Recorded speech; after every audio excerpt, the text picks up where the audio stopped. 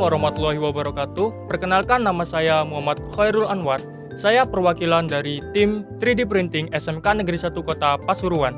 Di sini kami mengikuti kegiatan sayembara kompetensi siswa SMK seluruh Indonesia di bidang 3D Printing. Sekolah kami membuat 3 produk, yakni yang pertama adalah stand untuk jam tangan, lalu yang kedua adalah gantungan kunci, dan yang ketiga adalah tatakan untuk mug atau gelas. Nah, jadi ketiga produk ini kami produksi menggunakan mesin 3D print Anet A8 Plus.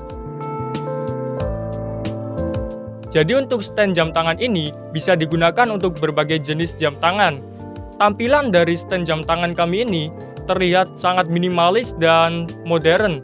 Jadi tidak terlalu banyak ornamen tetapi memiliki kesan yang mewah. Jadi tampilannya terlihat bersih dan tidak terlalu memakan banyak ruang di meja Anda.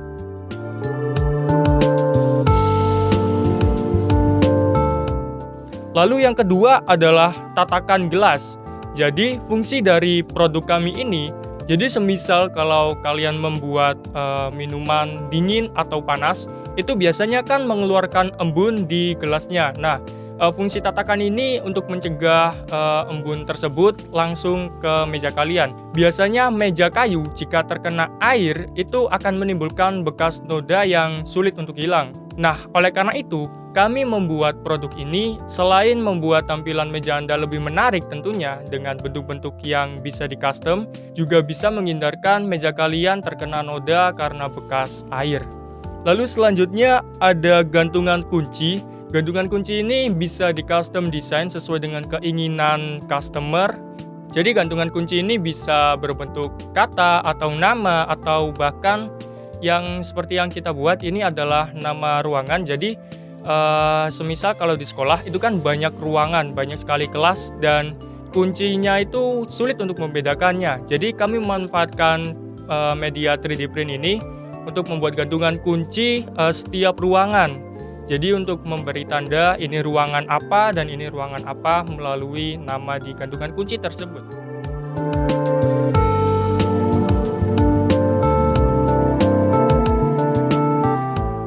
Lalu untuk proses pembuatannya dimulai dari membuat sketsa produk. Jadi sketsa produk digambar secara manual dengan memperhitungkan ukuran setiap produknya, ukuran setiap sisi, lalu bentuknya akan seperti apa. Dan setelah membuat sketsa produk tersebut, kita melanjutkan ke proses digitalisasi. Kita membuat modeling 3D-nya menggunakan software Blender. Kami memanfaatkan Blender karena tentunya softwarenya ini gratis dan bisa diakses oleh semua orang, juga karena fitur-fiturnya yang memudahkan kami untuk melakukan modeling. Lalu setelah modeling selesai, kami melakukan slicing di aplikasi Ultimaker Cura. Jadi proses slicing ini digunakan untuk memudahkan kita saat melakukan proses printing nanti. Jadi di proses slicing ini kita bisa mengatur kita ingin menggunakan ketebalan berapa, kita ingin menggunakan support atau tidak, lalu banyaknya wall atau dinding untuk objek kita itu berapa. Lalu ketebalannya juga berapa, itu bisa disesuaikan di proses slicing. Nah, setelah proses slicing selesai, file langsung diekspor ke memory card. Memory card tersebut kita gunakan sebagai media penyimpanan selama proses printing nanti. Setelah itu, kita mulai mengoperasikan mesin 3D printing kita dengan menyalakan tombol powernya.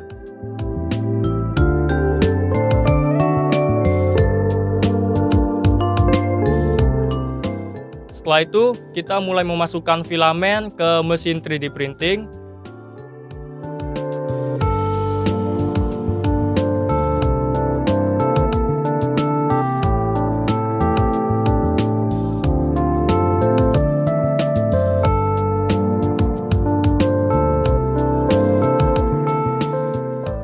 Setelah filamen dan semuanya siap, kita memulai proses printingnya dengan memilih file yang sudah kita buat tadi untuk dicetak.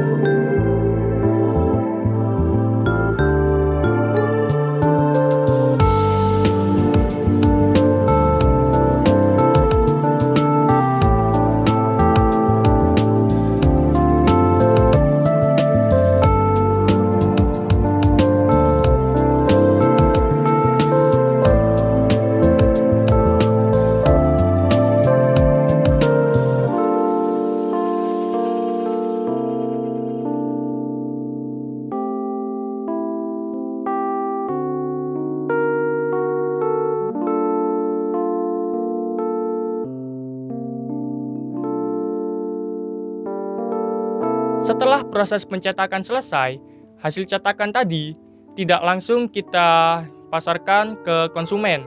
Tentunya kita juga melakukan proses finishing. Nah, dalam proses ini kita merapikan bagian-bagian yang tidak diperlukan di objek atau produk kita. Pada proses ini, kita membuang sisa-sisa hasil cetakan yang tidak terpakai, semisal seperti support dari produk yang kita cetak tadi.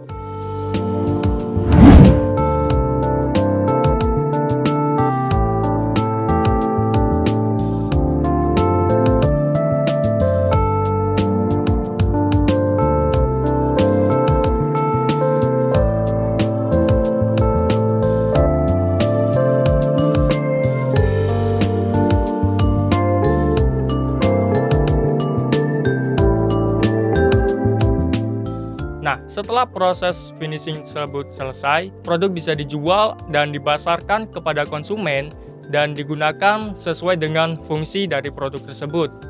Nah, kesimpulan dari kegiatan ini adalah kita bisa memanfaatkan media baru yakni 3D printing yang jarang diketahui oleh masyarakat umum. Jadi, kita bisa membuat berbagai jenis produk, berbagai jenis barang yang mungkin harganya cukup mahal di pasaran, dan kita bisa membuatnya dengan harga yang cukup terjangkau.